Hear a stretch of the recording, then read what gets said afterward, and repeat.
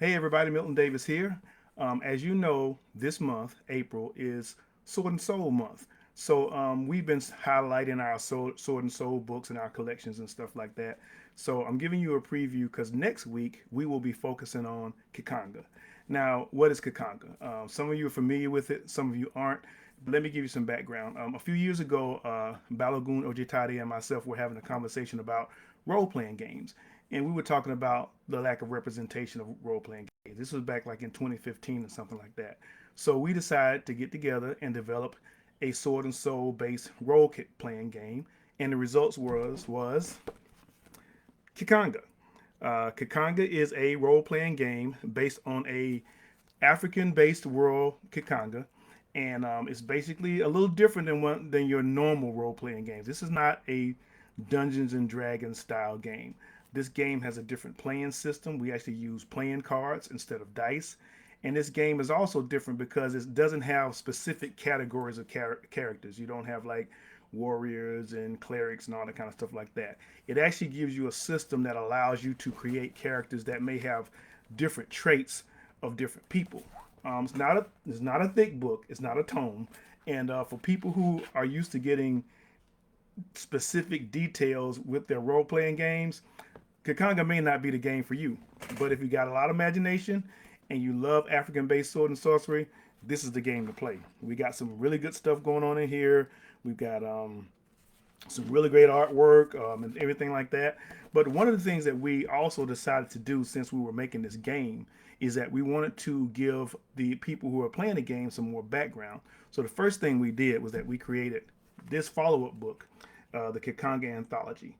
And this is a collection of stories by Balogun and myself to kind of give people some guidance on the background of the world and give them some ideals for developing adventures and stuff.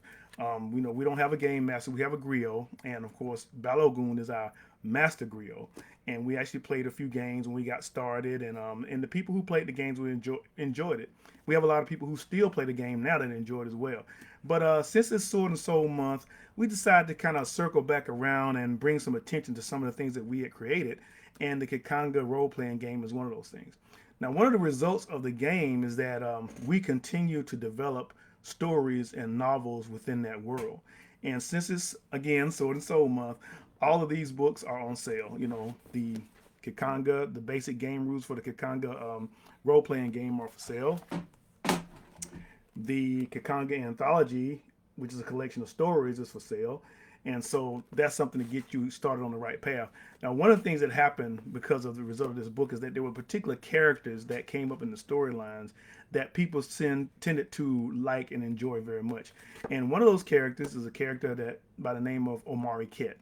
And it just so happens that because of his popularity, I ended up writing a collection of short stories about Omari Kett, which I have released in two book volumes. The first one is Etta Blessed, and it talks about, it's actually a collection of some of the previous stories that I wrote about Omari Kett that were in the anthology and that I had submitted to magazines and stuff like that. I decided to gather them up in a volume in addition to add a few more stories in there. I give you more background about Omari Kett, him being from Ki Khanga's major city of Sadiba, and how through a interesting adventure he found himself becoming a Mikajan, who are the mercenaries for the Kiswala, which are a merchant class of people in Ki Khanga. They live on the east coast of Ki Khanga, and the the Mikajan are their protection. They work for them and stuff. And the stories are about Omari as he served as a Mikajan and some adventures when he found himself free of the Mikajan. There's also a follow-up book to that, Etta Bless 2, which continues to tell you more about Omari, and at the same time you learn more about Ki Khanga because he travels to different parts of Ki Khanga and has different adventures as well. So these are a couple of other books that will kind of give you some more background on the world of Ki Khanga. Another book that I wrote, which is actually a book that falls into the middle grade level, is The Bene's Daughter. The Bene's Daughter book is about Omalewa, who is a young girl who was adopted and when her father was serving as a warrior in a different part of Ki Khanga. and she grew up with her adopted family. And then one day, this mysterious man shows up, and he brings trouble with him. But he actually helps them out of the trouble. And then she finds out that this man is actually her brother, and that he has come to take her back to her homeland, where her mother is actually the ruler. And the story tells about Omalewa trying to, you know, come to terms with this new status in her life, at the same time trying to develop this relationship with a mother that she never knew. And it's another story that also gives you more background about the world of Kakanga and gives you more opportunities to develop some adventures. Another book that we have that I wrote, and this is an entire novel, is called Priests of Enku. Now, this book is an interesting book. I really enjoyed writing this one because this is about a group of people who live on an island that's off the coast of Kikanga. And they have their own isolated world where they basically compete against each other. The people live in different clans, and each clan has an animal totem.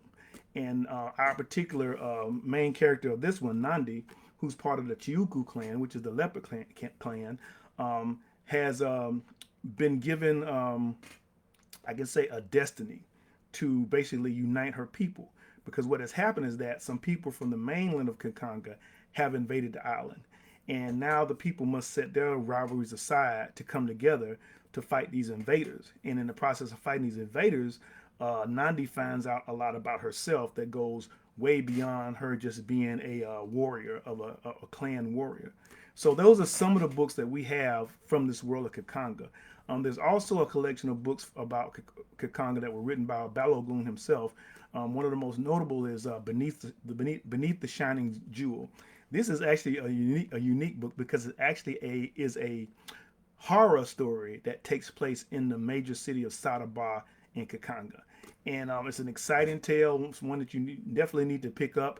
And what I'm going to do is, after I finish this video, I'm going to put links to these books so you can find them. And if you decide, to, if you decide you want to play Kakanga, all you have to do is go to the MV Media site, order you a basic playing game, rule game, and you can go from there. And I'll also put links to the novels and the story collection so you can get some more background on it. So basically, that's it. Our special for next week will be the Kakanga stories. I will highlight these books over a period of time, specific on them, so you can learn more about them. And I hope you take the time to play Kakanga and read the books and enjoy the game and the books. So hey, you guys take care, and we'll talk to you soon. Peace.